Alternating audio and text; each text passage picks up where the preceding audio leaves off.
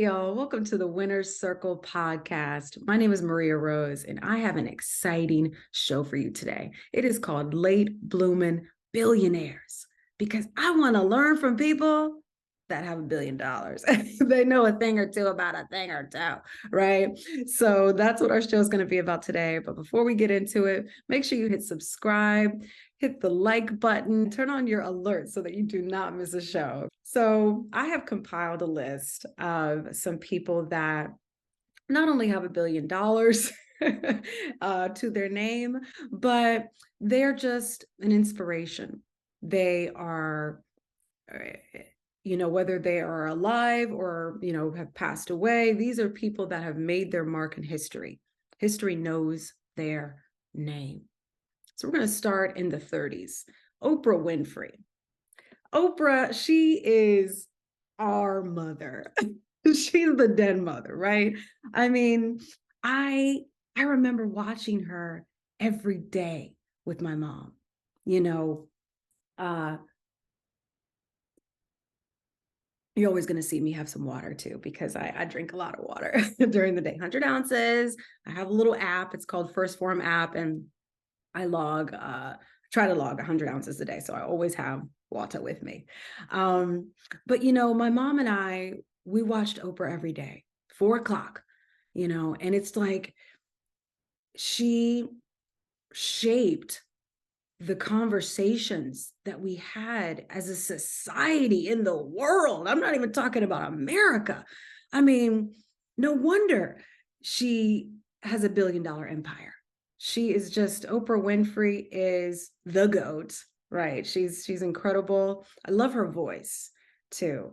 And it's like, she's just one of those people that can talk about anything. And I'm just like, I love listening to everything that she has to say. And I think the genius thing that she did was bring experts on her show and become effectively an audience member. That always struck a chord in me. I felt like I was learning with her. And she's just one of my favorite personalities. And her rise to success and how real she keeps it about her journey is inspiring. She is, I would say, not only one of the most recognizable faces on earth, but she represents success. I remember hearing her say, "Oh, don't think I'm one of those rich people that's sad. Like I'm happy." It's like, I know that's right. She's happy. She's at peace. And she is a huge, huge success. So go Oprah. I love her. Now we're in our 40s. Let's talk about Henry Ford. I have a little blurb about him. Okay, so in his youth, Ford worked as an engineer under Thomas Edison, didn't know that, where he worked on ways to improve the then new automobile. It was not until he was 40 that he founded the Ford Motor Company, where he introduced the Model T 5 years later. You can't even talk about a vehicle without mentioning Henry Ford. It is synonymous. He is just the father of, wheels, of our modern day of transportation. I just cannot believe it's hard to wrap my mind around growing up in that era, right? Let's just go there with me for a second. You're taking a horse and buggy places, right? And the whole world we're taking boats. We are literally living like ancient times. Nothing has changed since the wheel was invented. And then you're in Thomas Edison's universe, you're learning, electricity is taking off, and you see the first car. I mean, whoa, just thinking of that moment of him seeing the future, like, yeah, this is where we're going. Ooh, I would have loved to be in that moment. Henry Ford, late blooming billionaire. Ray Kroc, oh my goodness. Okay, if you haven't seen The Founder, this movie is a classic. I knew it was a classic the first time I saw it. I was like, oh wow, I'm gonna watch this 10 more times in my lifetime. I mean, it's so thorough. And what you take away is that Ray Kroc, bless his heart, he's not with us anymore, of course, and not Henry Ford, but he was a shrewd businessman, but he had a vision.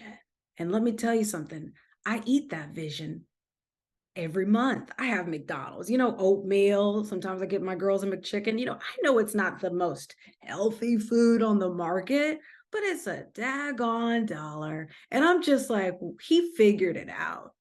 Like, I mean, I can't tell you how many Happy Meals I've bought for my kids in the past 15 years, probably 1,000 or two, and I don't think they have Happy Meals anymore, as a matter of fact.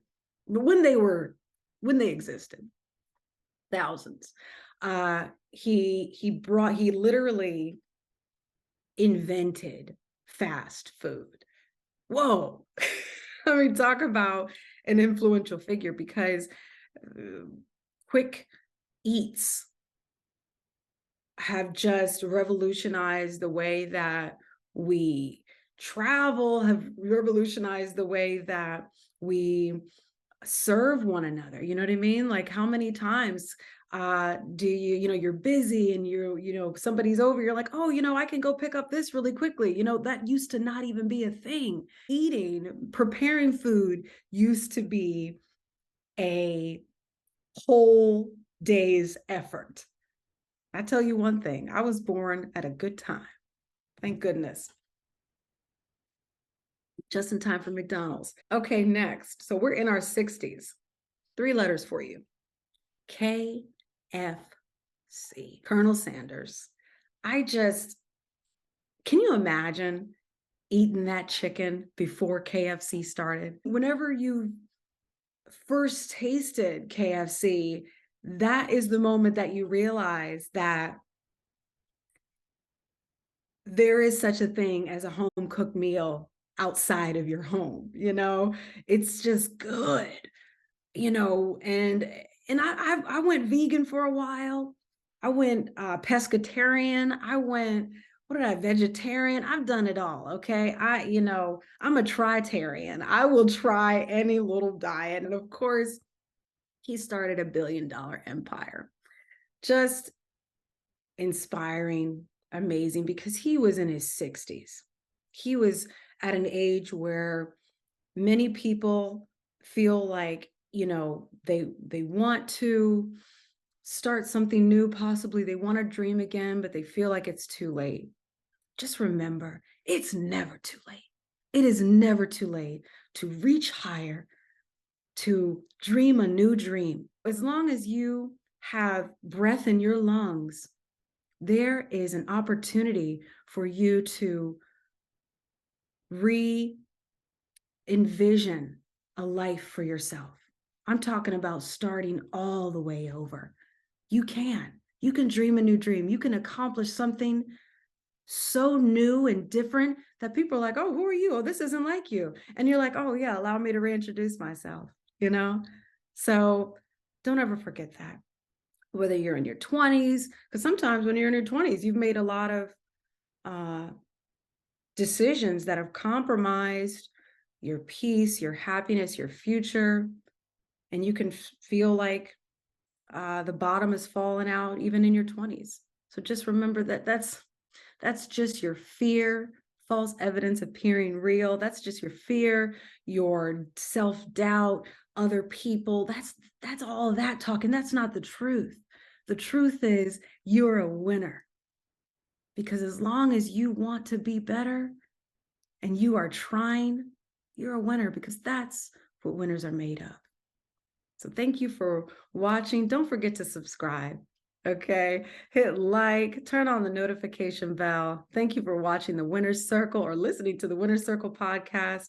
My name is Maria Rose.